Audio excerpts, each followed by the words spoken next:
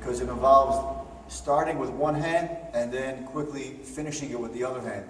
And it's a very good way to parry because it gives you a very good follow-up to continue after that. And it could change a little bit for hook punches or straight punches, but I'll show you the general idea. Say he throws a punch. I start with one hand. Let's say you're doing a straight punch, right? So one hand may start to parry, but it quickly hands it over, so to speak, to the other hand. Now this hand is already free to begin to counterattack, but I'm also looking to grab the hand. If it's a hook punch type of movement, the parry, the other hand is waiting right there to catch the hand, as the parry hand is already going to counterattack. So for a straight punch, it's going to look like that, where 1, 2, 1, 2. You throw a straight punch with that hand, here I am. And I'm always going to look to catch the hand.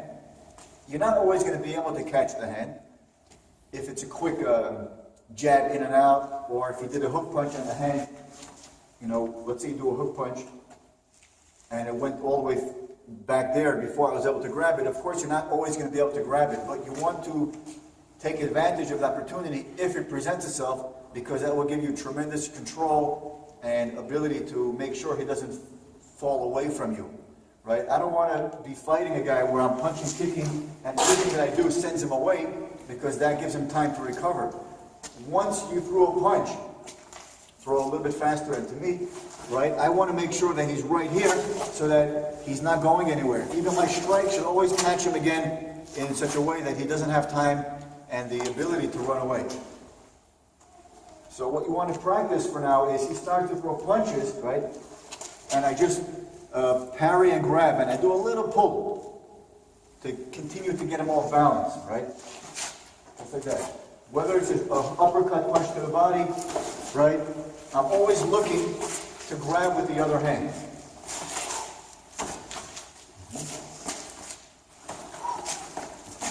Usually you're going to be looking to grab by the wrist, but not always is that going to be the case, right? Sometimes you're going to be grabbing higher up by the elbow joint, that's fine.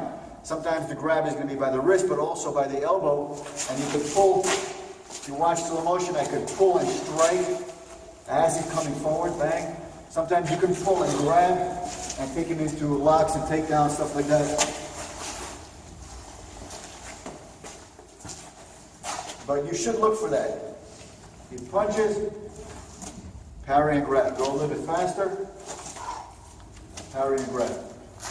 Sometimes that's going to be your break right there. You broke the arm, and usually that's going to be the end of the fight. Not too many people will be able to continue fighting once you completely broke their arm. And if you want to be really vicious with people, once you broke the arm, you broke it, you can take that arm and crank it all the way back so you really rip everything that's there, tendons and ligaments, very nasty.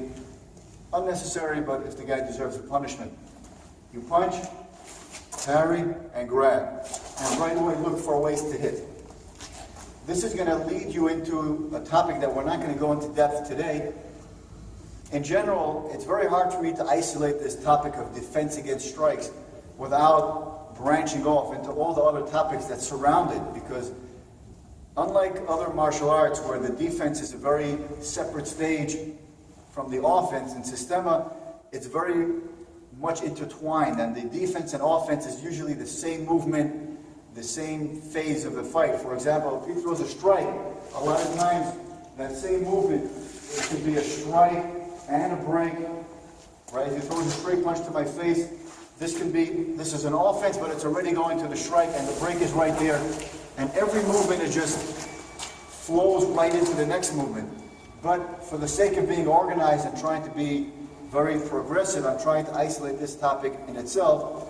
But I will show you all the different ways and directions you could continue off of from the defense. And what I mean in this case is, as he throws a strike, after I grabbed him, I always want to get into that yank that puts him into the strike. And again, always treating him like this whip-like of effect. So that when he throws a strike, he's no longer, right now he's still in control of his own body. But the moment that I pull and strike and just start to throw him around, with every pull is bringing him into the next strike, it becomes it's very damaging to him because every strike is collision force, and also it's very disorienting. So that's why you should always look to grab so you can put him into this washing machine effect where you're just being thrown around from one strike to the next.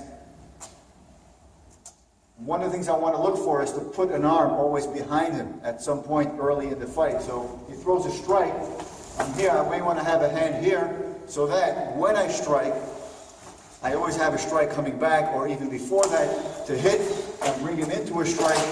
This way you're always making sure that he doesn't have the time to fall back, regroup, and come back at you, and that every strike that you're doing is maximizing the damage by not letting him absorb the force and move back. If he throws a straight punch, this is what it looks like.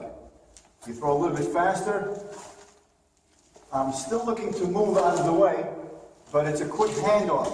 1, 2, and this is already free to strike and to move on. Keep that in mind, the 1-2 parry where one hand starts off and the other hand is following through.